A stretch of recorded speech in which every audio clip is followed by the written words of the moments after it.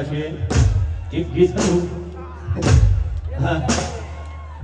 એ ગીતના લીધે થોડોક મતભેદ થઈ ગયો હતો, પણ મતભેદ નતો થયો. કેમ કે તમે આપણે બધા કલાકાર એટલે આપણું એક પરિવાર કહેવાય. એટલે આટલું બધું થયું હતું તે છતાં પણ એ કામો ફતેપુરા ગામમાંથી તમારા જીવન ભાઈ બે ભાઈઓ મને ઘેર બોલાવીને ચા પાયો. હા સાચું. એટલે એ ગીત તમને બધાને ખબર નથી કયું ગીત હતું. અત્યારે બે વર્ષ જોડી છે તો એ ગીતથી આપણે શરૂઆત કરી ફરીથી.